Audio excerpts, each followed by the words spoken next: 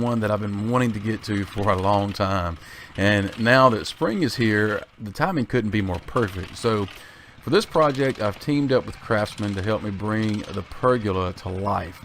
The first thing that I needed to do here was to dig a couple of holes for the 6x6s that will hold up the rest of the structure, and I made sure to dig those holes that they were going to be wide enough and deep enough to support the completed project. And this is going to be placed right outside the patio, behind a small picket fence that separates the patio from the yard. I just didn't want to take up any of the patio space, and that's why I'm placing it here. Also, I just didn't have a good way to secure the post if I were to place it directly on the patio or the concrete slab. So that's the reason why I chose to put it here. Now, after I level the post up and let the concrete cure, I could then start on the cross member and all of the support pieces. So as I mentioned, this project is supported by craftsmen, and I'm also using their new cordless 20-volt tools to build this pergola. It's just nice to carry the tools outside the shop and into the build location. That way I don't have to worry about cords or any of that mess. So it's really nice having these cordless tools just at an arm's reach.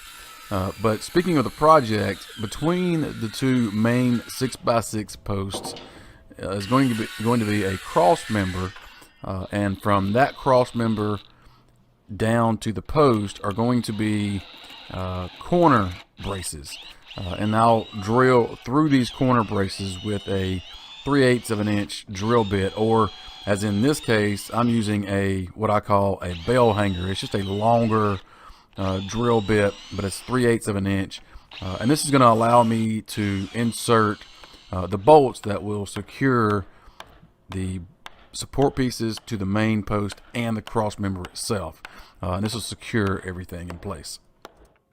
After the first corner brace was installed, I decided to pre-drill a recess for the washer and nut to sit in, and this just made for a cleaner look after the bolts were installed, and also this would just eliminate the risk of someone snagging one of the bolts.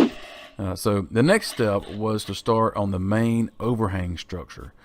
In order for this to be secure, I needed to add more angled braces, one from each of the main posts, connecting a couple of 2x8s, which are going to be the main overhang pieces. Now, these 2x8s will support adjacent 2x6s and 2x2s that will ultimately, in the end, provide shade. Another angled brace on the back of each main post, also connecting to the 2x8s, will act as counterweights to support the overhang. This will all make sense once you see the structure start coming together. But getting these little corner braces and the bolts in the right location is really an important part of this build, because this is a 2-legged pergola versus a 4-legged pergola. So this is a really cool design. I have to give credit to several places online. I just kind of grabbed different elements from different styles and just kind of made it my own. But really excited about this design, especially on a small patio like I have. And this is going to fit in a smaller area where you don't have room for 4 main posts. Now, as you can see, these are the rear support braces acting as counterweights. This is an important part of the overhang. Without these braces in place, the overhang would likely sag over time. Now, once all the braces were in place and secured, I could go ahead and start on the 2x6s. Now, each one of these 2x6s would receive a decorative curve cutout on each end to add some visual interest. The way I went about creating these curves was with a paint stick or a stirring stick.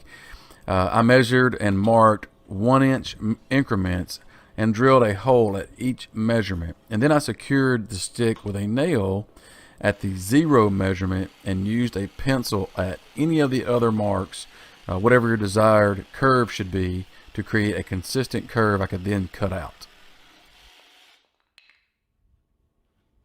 to secure the 2x6s on their edge, I cut out notches that would fit over the adjacent 2x8s and just nailed them into place. And I cut the notches a little bit bigger than I needed to allow for a couple different things. Number one, wood movement, and then also just imperfect boards. But spacing these evenly across the 2x8s gives the pergola a good dose of symmetry, which I liked. And at this point, I could have just added 2x2s instead of the 2x6s, and it probably would have turned out okay. But I wanted to add a little more of a wow factor to the overall project. And with the 2x6s and the curved cutouts, I think it gives me what I'm looking for. But there's one more layer to the top. I used my Craftsman battery-operated miter saw to cut each of these at each end at a 45-degree angle, and that was just to create some visual interest. So I would just cut one end, flip it around, and I made sure I was cutting in the right direction because I wanted both angles going in a downward direction on both ends of the pergola. So that was just for, like I said, visual interest. But I placed these evenly across the top of the 2x6s, and I just nailed them directly into the 2x6s through the 2x2s with like a 2-inch brad nail. And that also gave the whole top, or all of the 2x6s that I've already put into place, this really just tied everything together and just really secured everything. The final steps here are to sand away the rough areas, stain it, and add a protective finish. And with that, you can pretty much call this pergola complete.